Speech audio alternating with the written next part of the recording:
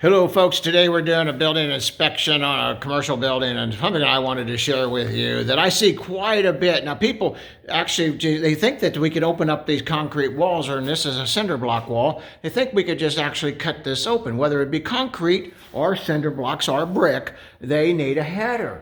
There is nothing supporting this now.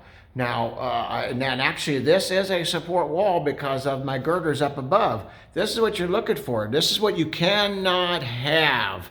You've got to have it supported.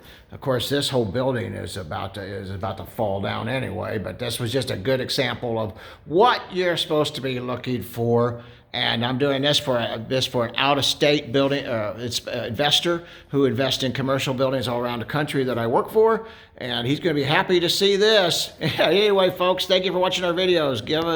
Hit like and subscribe.